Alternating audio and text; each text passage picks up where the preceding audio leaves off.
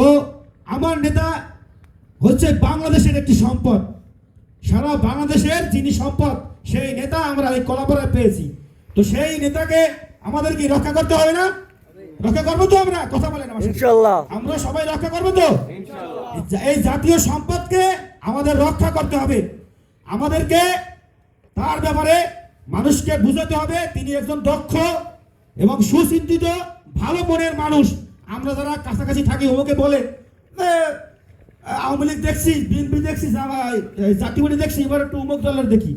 আরে ভাই, তাদেরকে তো আমরা বিগত দিনে দেখছি না? আওয়ামী লীগ কি করছে দেখছি না? জাতীয় পার্টি কি করছে দেখছি না? জামাত কি করছে দেখছি না? পাঁখার কথা বলেন, সারা বাংলাদেশের নির্বাচনের ইতিহাসে পায়নি একটা আসন। তারা বলে এইবার আবার ক্ষমতায় যাওয়ার স্বপ্ন দেখে। জোট করতে গেছিল জামাতের সাথে, পারে নাই। কিন্তু কোন ইসলামিক দল বা ইসলামিক মানসিকতা তাদের মধ্যে নাই। তাদের চিন্তা হচ্ছে কিভাবে এই ক্ষমতায় আসা যায়, সেই চিন্তা। ওই কি যেন ঠোঁটুরির মাঝে পথে চলে গেছে। আসলে এদের মধ্যে কোনো ইসলামিক আদর্শ নেই, এরা শুধু ক্ষমতার পাগল।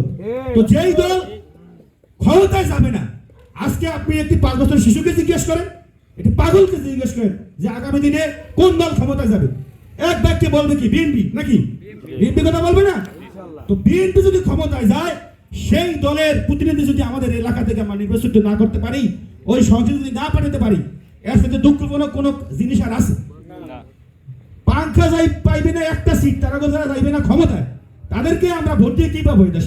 এদেশে কোনো উন্নয়ন হবে? বলেন, কোনো উন্নয়ন হবে না। তো এটাকে আপনাদেরকে বুঝতে হবে মানুষদেরকে যে ক্ষমতা যাবে বিএনপি, তাই এদেশের এমপি নির্বাচিত করতে হবে বিএনপি। ধানের শীষকে বিজয়ী করলে, মোশাররফ এমপি হলে এদেশের আমাদের অনেক উন্নয়ন হবে। আমরা তাকে ধানের শীষে ভোট দেবো এদেশের উন্নয়নের জন্য, আমার উন্নয়নের জন্য, আপনার উন্নয়নের জন্য, আপনার পরিবারের উন্নয়নের জন্য, এ দেশের জনগণের উন্নয়নের জন্য আমরা ধানের শীষকে বিজয়ী করবো, ধানের শীষকে ভোট দেবো।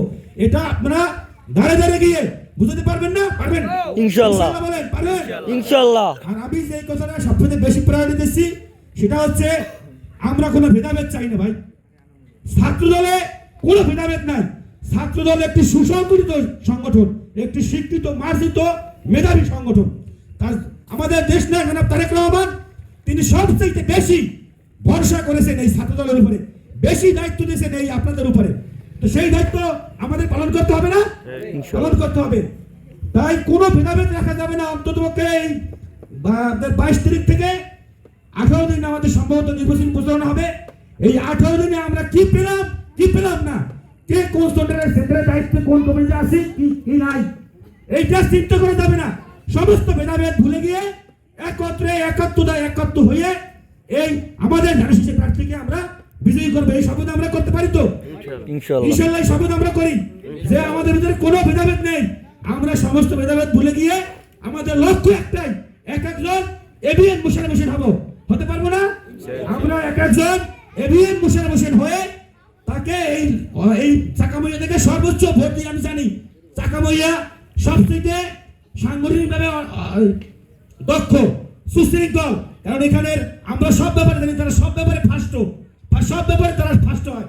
তো ছাত্রদল, আমরা চাই ছাত্রদল সেই ফার্স্ট কাতারে থাকে। এই আশা আমি সকলকে রেখে আগামী দিনে ধানের শীষের বিজয় কামনা করে, এই অঞ্চল থেকে সর্বোচ্চ ভোট কামনা করে আপনারা সকলেই মিলেমিশে ঐক্যবদ্ধভাবে কাজ করবেন, এই আশা প্রত্যাশা রেখে আমি আমার বক্তব্য শেষ করছি। খোদা হাফেজ। বাংলাদেশ জিন্দাবাদ, বাংলাদেশ জাতীয় ছাত্রদল জিন্দাবাদ। শহীদ জিয়া অমর হোক, খালেদা জিয়া অমর হোক, আগামী রাষ্ট্রনায়ক দেশ নায়ক জনাব তারেক রহমান জিন্দাবাদ।